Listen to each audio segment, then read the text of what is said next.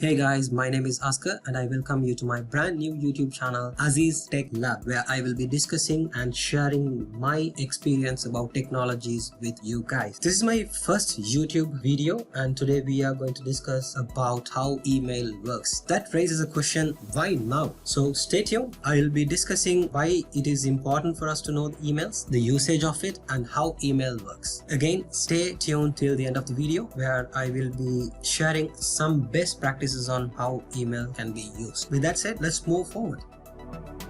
Okay, emails. There are lots of communication about email on the internet, but why now?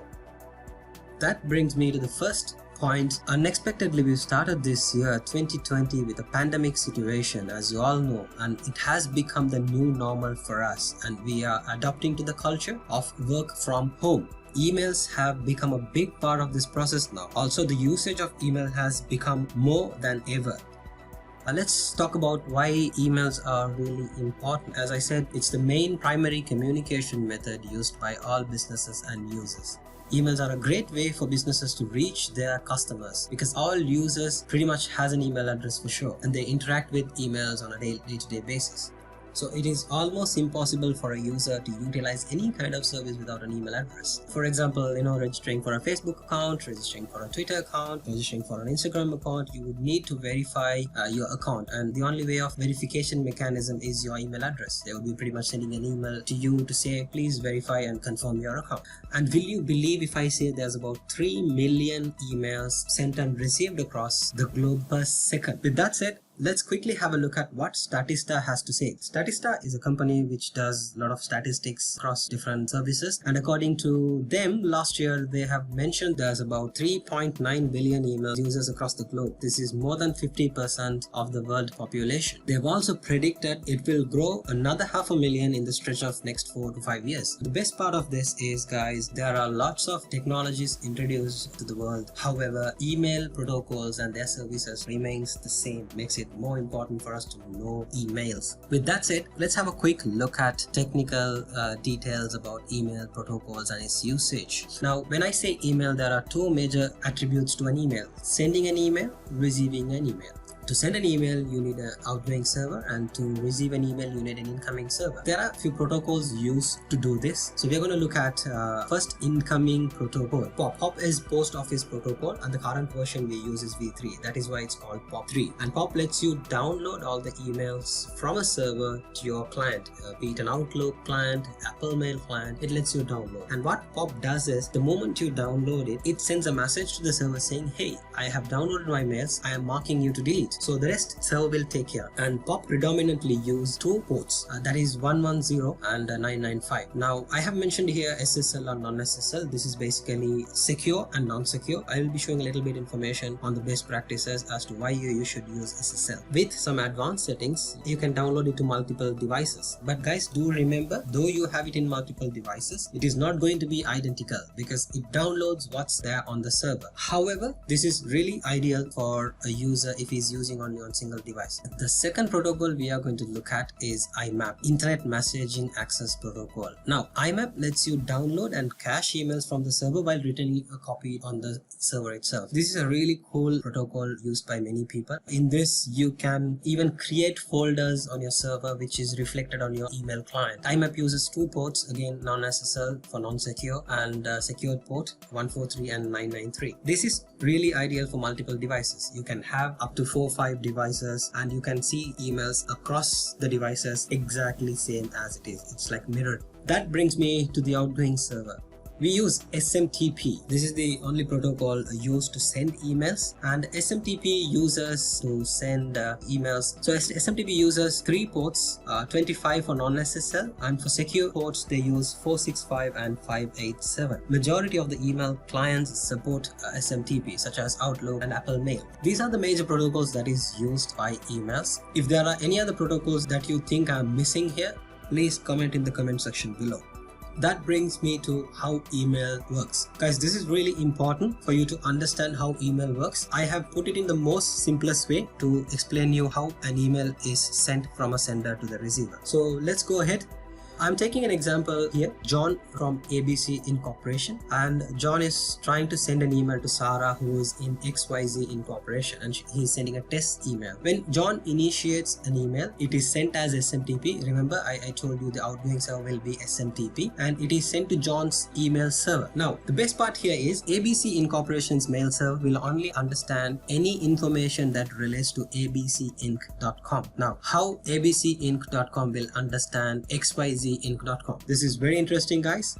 ABC's server will know where to ask for. There are DNS servers. What they do is they have this database of information of who is XYZ Inc., who is google.com, who is youtube.com, and it will reply back to the requester saying, hey, this is where it is. So the communication will happen in between ABC servers and the DNS, and here what happens is it replies back to ABC saying, I found a record for XYZ Incorporation. Then ABC's email server will send the email with SMTP because it's sending an email to XYZ's server. Now XYZ server understand there is an email for me which says XYZ Incorporation, and it is for the user Sarah. Now there are two things here. If Sarah is online, and the email will be sent to Sarah when Sarah tries to download using POP or IMAP protocol. Again, the protocol comes here. And if Sarah is not online, XYZ server will keep that original email in email server box where there will be a small storage for Sarah. So on a nutshell, this is how email works. That's being said, let's come to the last topic of the day, best practices on emails. Now guys, as I've told you how important emails are and how the usage of emails have increased since past, we are going to show you some points about what you should look at while using emails, because these are very important for you as a user. So let's go to the first point. Ensure your computer system is up to date and you also have a good antivirus protection in the computer. This is very important, guys. Keep your computer system up to date. It can be a Windows computer, it can be a Mac computer. Your providers will send security patches on and off, so ensure those are up to date. Your system is secured and nobody from the outside world can hack into your computer. And also Antivirus Guard is a good protection, because when you receive an email, if you do not know that you're opening an attachment which contains virus, Antivirus Guards are best to protect you. Now that brings me to the second important point. Remember, I spoke about SSL, secured communication. Whenever you use an email setup to set it up on your computer, always use the SSL, the secured email incoming and outgoing server. This will ensure that your emails are sent across and received across with encryption. That means anybody who's outside the world will not be able to read your email. This is very important, guys. And if your mail provider does not support SSL, it is time for you to change the provider. Go to a good provider who can give you this service. This is very important for you. That brings me to the third point. This may not be for all of you. However, if you have your own email business address or your own email address with a hosting provider, please choose a reliable hosting provider, which is very important. And at the same time, ensure that provider supports spam protection. If a good spam protection and a good reliable provider is chosen, that will ensure that your time is spent productively. If you do not know good email providers, do comment in the comment section below. I'll try to give you some good names which I had experience with. And that brings me to the next point, guys. Very important point. Use a strong password. People still argue on this. I can't change my password because I tend to forget it. Guys, always use a strong password. A strong password is where you use uppercase, lowercase, meaning capital letters, simple letters, symbols and signs and numbers. That makes a strong password, which makes a hacker impossible to crack the password. And at the same time, regularly change password. And did you know that big services like Microsoft, where you have to change password in 30 to 90 days, if I recall it right. And yes, of course, you have the option to disable it, but a lot of providers do encourage you to use strong password and change password regularly. If you are a user who tends to forget passwords, use password managers. That helps you a lot. I have been using password manager and it really helped me. If you do not know, or if you want me to do a YouTube video about password managers, do comment in the comment section below. I'll be happy to do a video about it. That brings me to the last point of the day. Always look for a legitimacy on emails. I know this sounds difficult, but guys, experience teaches you a lot. So when you receive an email, see if there are links on the email. and if it says your password, somebody's trying to hack your account, and please change your password. And think for yourself, why would Google or Microsoft send you an email with a link that doesn't have microsoft.com or google.com? So mark those mails as spam. At the same time, if you get an attachment which you do not identify the file, for example, let's say you get an email saying .xxxxx or .dat, of course nobody would send you an email that doesn't make sense. If they are sending an email with an attachment, it's most likely going to be a presentation, an Excel sheet, a Word document, or maybe a PDF file. That's pretty much it. Please look into the emails, understand the emails, look into the names of the emails, and ask you for yourself, why would someone from abcinc.com would send an email? I don't even know. So understand the email before you open it, then take actions accordingly.